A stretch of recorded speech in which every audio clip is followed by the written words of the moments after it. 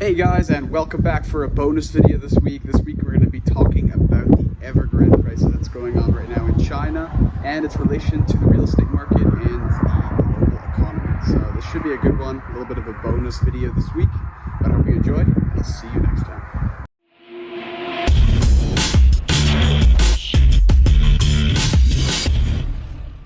Alright everyone, we're back a bit early with a bonus video this week on Evergrande's credit crisis, which is a hot topic currently in the news.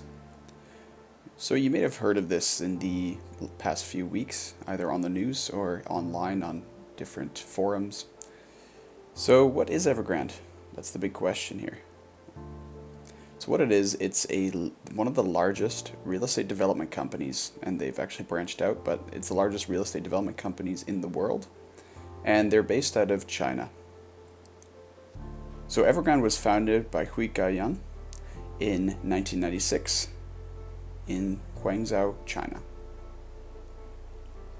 So currently there's over 1,300 different projects that are taking place in China in more than 280 Chinese cities. And they're all real estate development projects, so they're all building different real estate projects. But they've expanded too quickly in recent times and into many different spaces, such as the electric car business, the food and drink business, technology, as well as manufacturing. So currently they also own Guangzhou FC, which is one of the largest football teams in China as well. And they've built some stadiums along other things. Evergrande sounds very successful and well established on paper, but it has built the real estate empire on the borrow to grow principle. So essentially this means that they're using equity in currently financed properties and properties they already own in order to leverage and buy more properties. And because of this, it's collected sky-high debts totaling over $300 billion.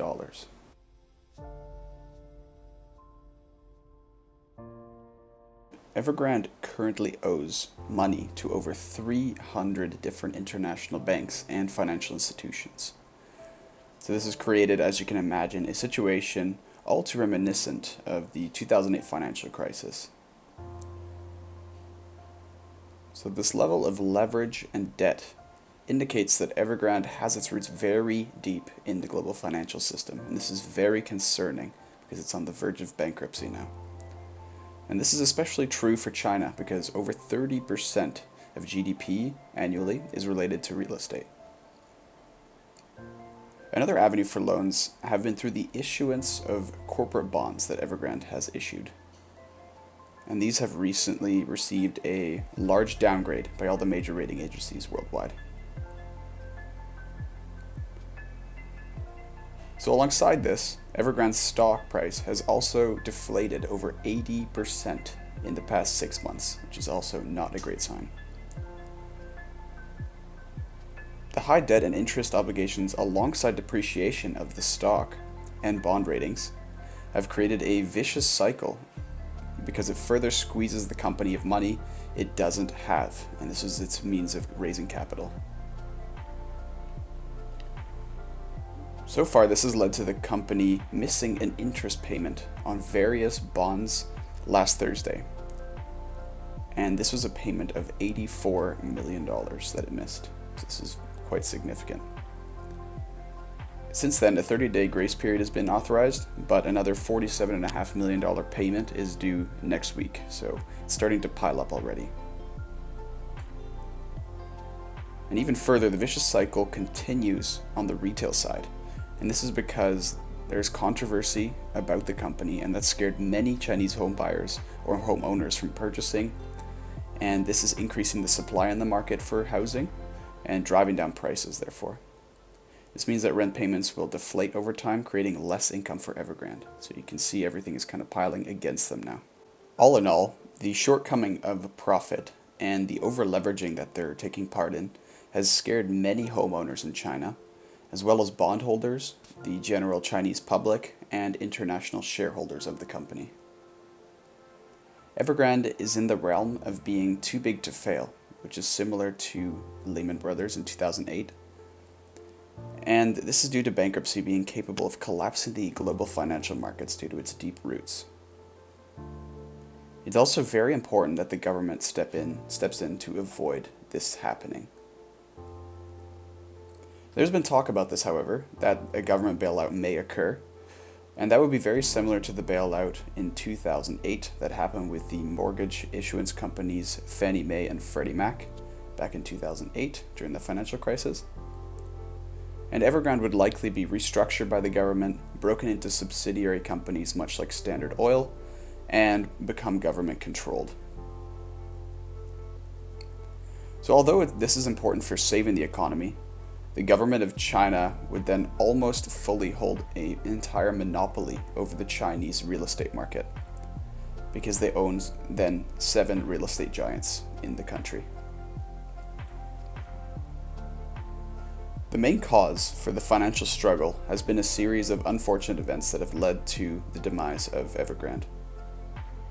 Urban property sales have been falling in China since the onset of COVID-19, and even slightly prior to this as well. There's also less couples getting married, and 40% less since 2013, which has reduced demand for housing as well.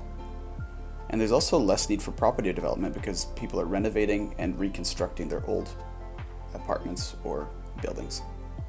So now let's take a look at their financials. So if we take a look at the 2020 annual report sent out by Evergrande, it's reported that there are approximately $1.6 billion in corporate bonds outstanding that are set to mature before the end of 2021. And further, $6 billion are to mature in 2022. This is already almost $8 billion in the next 2 years. And at the time of maturity, principal needs to be repaid, as well as the last interest payment. And interest is also accruing on a quarterly basis, which means even more payments until they mature. Evergrande's balance sheet as well from 2020 shows a very thin operating margin even back then. So for 2020, the total assets were $2.3 billion in 2020, and their total liabilities totaled $1.95 billion in 2020. So there's some wiggle room 9 months early, but not much, and it went downhill quickly in 2021. And the total revenue, as was seen on that annual report as well, was reported at $507.25 million, and gross profits were only $122.61 million. And this shows the extent of their costs, and this isn't even net profits. So on September 29th, 2021, Evergrande's enterprise value, which is the sums of all claims and claimants, such as bond and shareholders on the company, totaled $712.3 billion. And the revenue growth last quarter in Q3 was negative 16.5%. So now we'll take a look at credit default swaps, and I'll explain what these are in a moment. So in my university time, my research was heavily skewed towards corporate credit risk insurance. And this was a very big part of my focus of my research. And this is sold in the form of a security popularized during the 2008 financial crisis called the credit default swap, or CDS for short. So in essence, the CDS spread or premium captures the cost of insurance, and this is essentially what they're paying as a premium. These spreads skyrocketed in 2008 for endangered firms like Lehman Brothers and Bear Stearns. And something somewhat similar appears to be occurring at an early stage in China right now. So as of September 20th, 2021, China sovereign CDS spreads exceeded 52-week highs and climbed 9 basis points to 45 basis points. And basis points is just the percentage divided by 100 for reference. So for reference, 2008 premiums reached 420 basis points, so we're nowhere near this level yet, as it's early on. And this indicates that although premature, investors and corporations are requiring insurance for the risk of Evergrande's default. And here we can see some graphs that depict this. And we can show that this is the CDS for China on the left, and we can see Lehman on the right. You can see the difference there.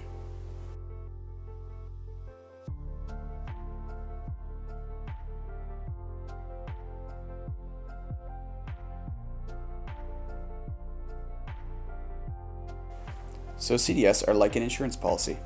To protect against the risk of default, an investor or corporation can hedge their position in a company by buying a CDS contract, which is a derivative security, that pays out the notional value of your position, so the entire value of your position, if bankruptcy were to occur.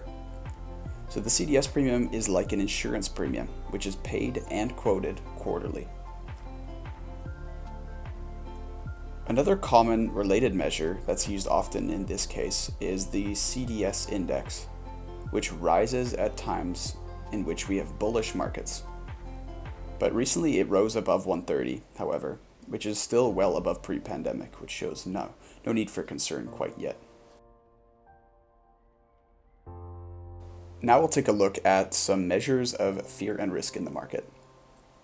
So in order to measure the strain on money markets, the US LIBOR OIS measure is often used, and this stands for the London Interbank Overnight Rate Overnight Indexed Swap, and that's a mouthful, absolutely.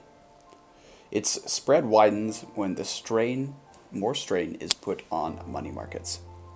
So at the peak of the pandemic, we got a high as 132.5 basis points, and it's narrowed recently to only 3.2 basis points. This shows a lack of worry here. Similarly, but not measuring the same thing, is the CBOE VIX index. You may have heard of this. And this is known as the fear gauge on Wall Street, which measures market volatility in the United States.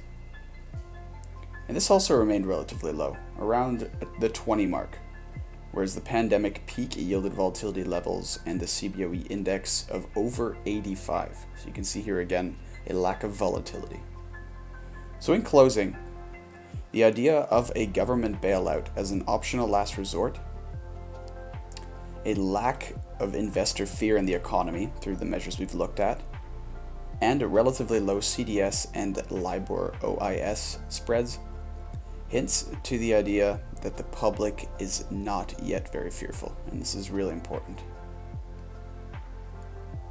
So a government takeover will likely address global concerns of a global meltdown, and it'll take care of this. And there's nothing to be afraid of just yet.